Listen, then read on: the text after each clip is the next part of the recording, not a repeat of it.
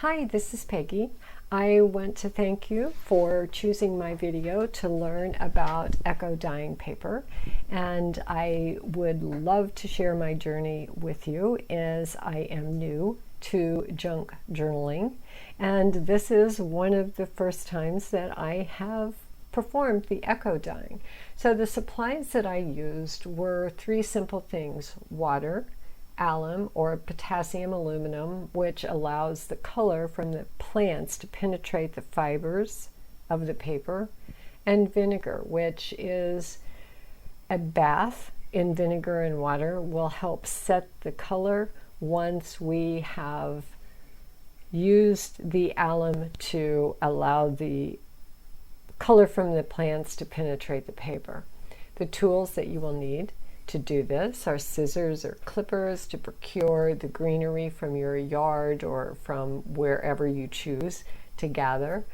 Watercolor paper is what I used. I used both 90 and 140 pound. I didn't see a big difference in either. A simple paintbrush, some vessels to hold your water, a pan in which to boil your paper sandwich, and weights to hold the paper together to prevent it from floating around in a water bath, and weights to hold it in place.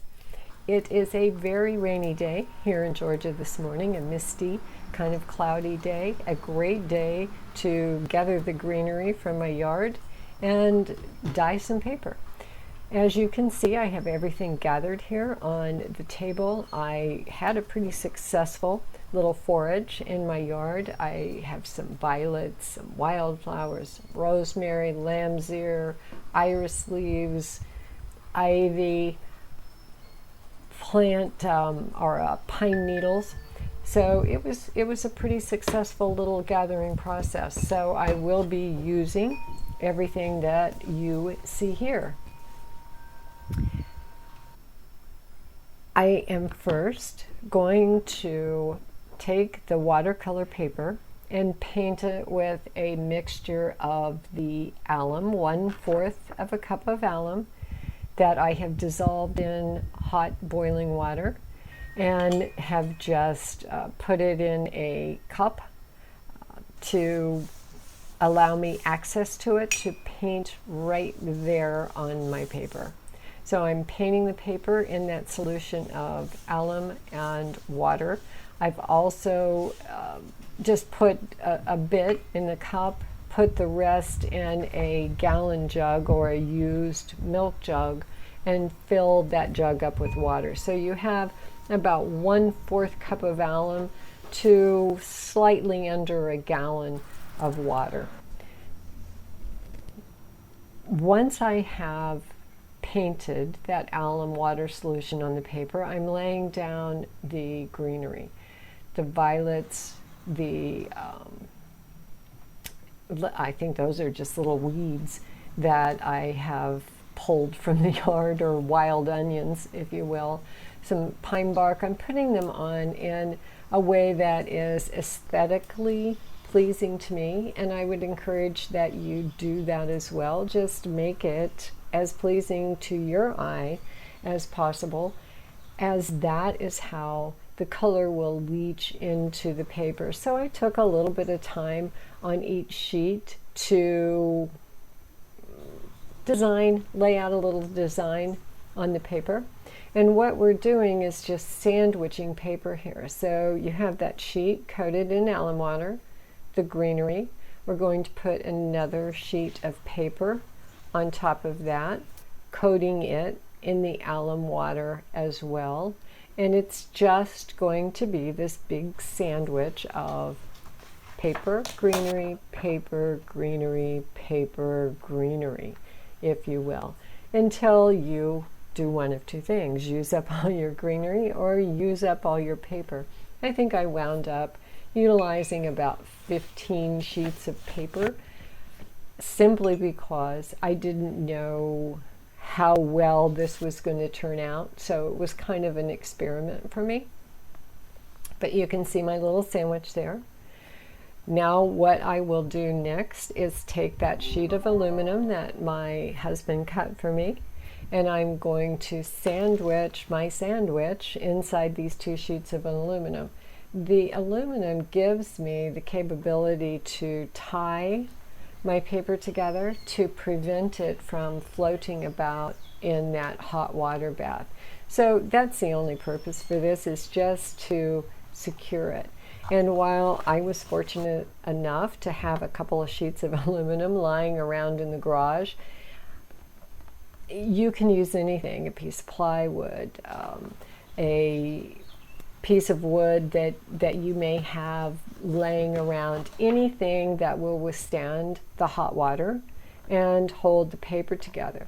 The piece of plastic that I'm tying this was off of something from some shipment that came to us, that my husband is I won't call him a hoarder, but he is a saver. So he's always saving little bits and pieces and scraps of things in the garage. And usually when I'm looking to do a project, I will go rummage around in his area and generally find exactly what I need without having to make a trip to the hardware store.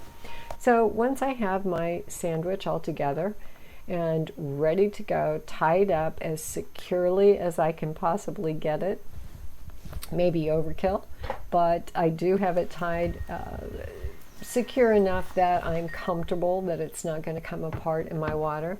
I'm going to place a couple of tiles that I had laying around on the bottom of that pan, just to keep my paper from touching that hot aluminum, thinking that that might have burnt it. I've also weighted it with a couple of landscape bricks. I poured the rest of my little cup of aluminum water, and now I'm dumping that gallon jug of alum water into the pan to completely submerge the paper.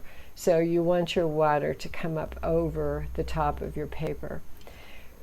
I had a few pieces of copper that I pulled out of my jewelry studio, thinking I would throw them down in there and there might be some rust that would boil off of those and create some interest on the paper. What I found, that I really didn't have a rusty enough piece of copper, and it really did nothing for the process. So you might want to find something very rusty if you're going to do that.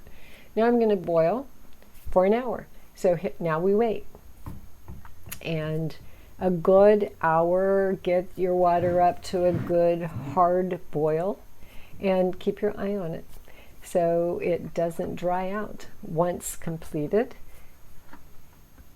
it needs to cool. So while it is cooling, now is the time to dump a good half cup or more of vinegar into the water and let that vinegar and water cool with your paper. And that vinegar then will set your colors. So as you can see, it looks like we had some pretty successful little prints come out. This is a representation of the violets, and they really produced a nice blue color. The wild onions and some of the other greenery produced a yellowish tint, but you can see the blue from those violets really stands out. I was really pleased with those, and unfortunately they have stopped blooming in my area, so I'm not going to be able to duplicate that anytime sooner until next early spring. Early March is about when they bloom here in South Georgia. The pine needles, I think, really were nice. They gave a grayish-like effect. A lot of things produced the yellow. There is some of these pieces of greenery that I will always use, and some that I may, pass over in the future. But it's fun to finish the boil and just see what.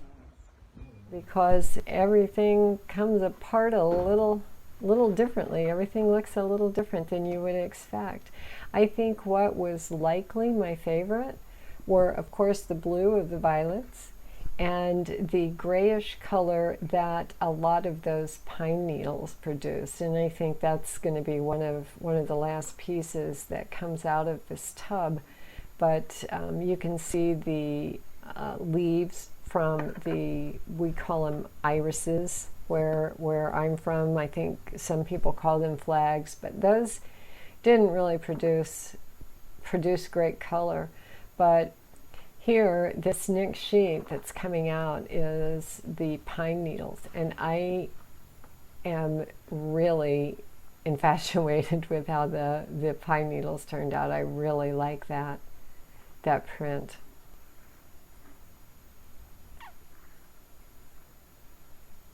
So I would be real interested to hear what your results are.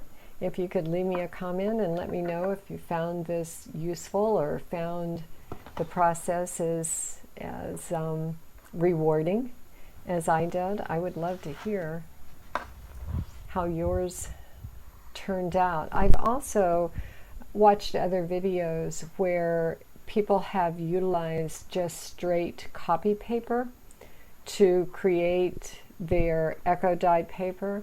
It does have a tendency to disintegrate, but I would suggest try it. Try your cardstock, try any type of paper you have. There's really not a lot of expense in giving it a shot. So for my first time, I was pretty pleased with the results.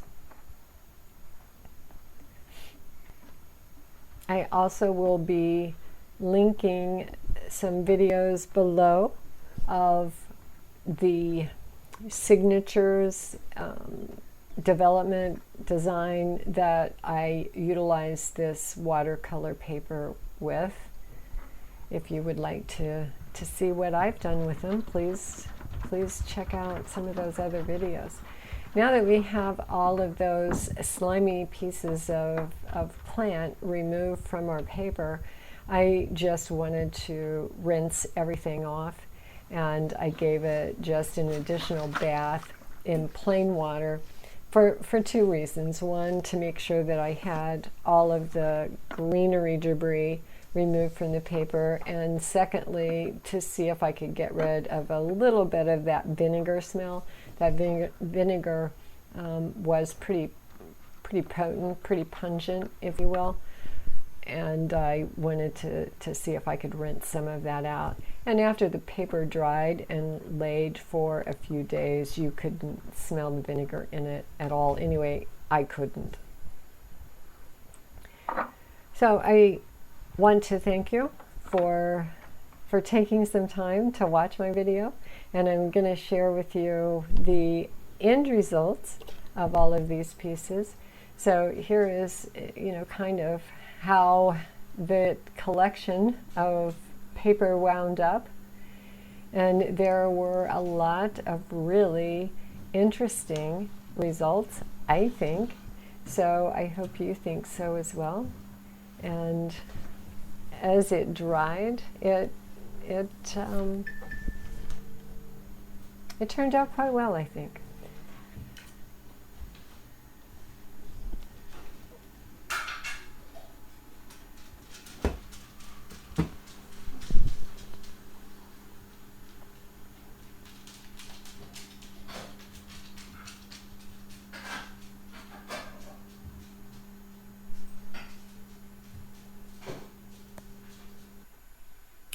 So once again, I shall thank you, and I hope you will subscribe, like, and share, and join me in my journey